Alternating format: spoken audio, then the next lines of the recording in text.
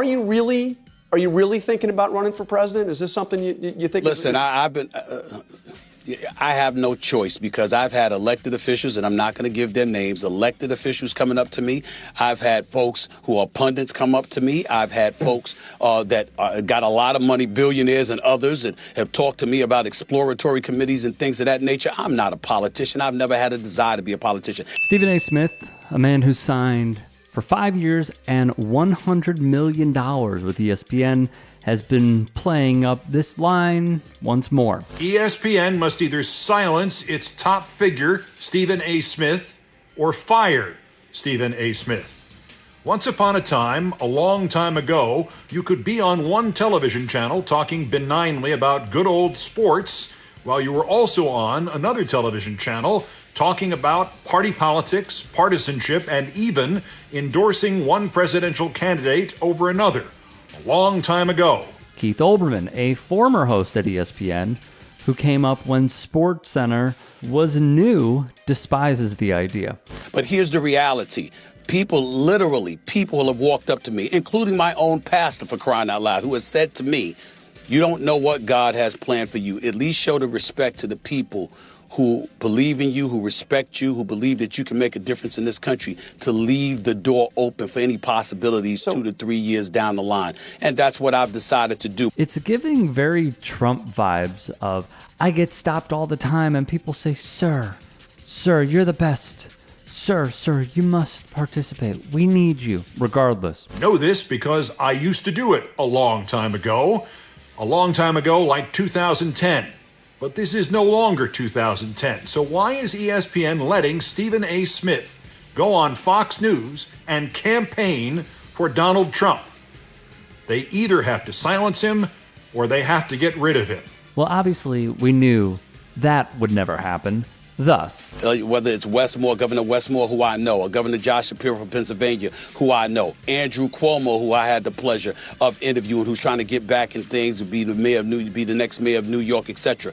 I see a lot of people that obviously and clearly are more qualified than me. But in the same breath, when you think about what Trump is getting away with, when you think about what you brought up about Steve Bannon, who's trying to be slick because he's looking at a non-political individual like myself, looking at me as a populist, but you better be careful what you ask for. So this is where we stand. He saw this interview with Jonathan Karl where Smith teased a run once again and wrote, please somebody tell Stephen A. Smith they've been supporting this openly and loudly since 2023. He's literally 2 years behind the news here and is of no use at all on this topic. He's not debating an idiot like Chris Russo here. I did see some snippets from his interview on This Week on ABC when he says that like several billionaires and politicians have come to him and said, you should run. I'm skeptical. I'm not calling Stephen A. liar. I am skeptical, and I would love to know who are these people that are saying, Stephen A. Smith, you should run for president? Hey guys, quick break in the action. I have a new show coming out called The Rick Strom Show. It is going to be awesome. I'm interviewing musicians, athletes, producers, writers, journalists, authors, sports doctors. Go check it out at youtube.com/@TheRickStrom Show. Also be sure to throw me a follow on Instagram, Threads, Blue Sky. It can all be found in the description box below. Thank you. Olbermann would follow that up with this message. You want to see him suddenly discover the choice? Just tell Stephen A. Smith that he'd have to give up the job and the salary to even try this, and you'll never hear him mention it again. Given, to be honest, the money that's in politics, I mean, he probably could, let's be real, he probably could make more money. Yep.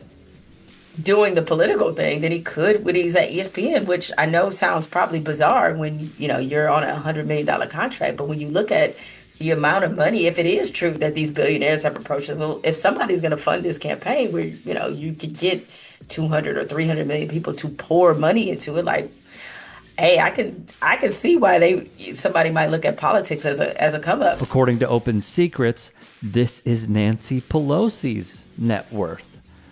Mind you, this is a sitting member of Congress, not some executive at a big-time tech company. To be clear, the come-up model in politics is, to some extent, and mostly bipartisan. Georgia Congresswoman Marjorie Taylor Greene's net worth per Quiver Quantitative is over $22 million. When she began her career in this field as a MAGA loyalist, she was worth less than $1 million. Pablo Torre, host of Pablo Torre Finds Out, commissioned a Rasmussen poll which asked 1,000 voters on Stephen A. Smith running for president. Here were their results. Kamala Harris came in at 45%, Stephen A. Smith 24%. New York Congresswoman Alexandria Ocasio-Cortez 32%, Stephen A. 28%. California Governor Gavin Newsom 31%, Smith only behind by 3 points, 28%.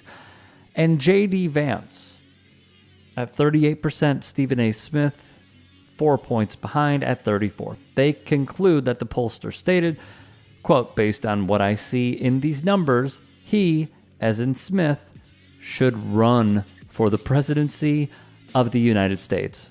I just think this idea that this is an idea that we should treat with a level of seriousness.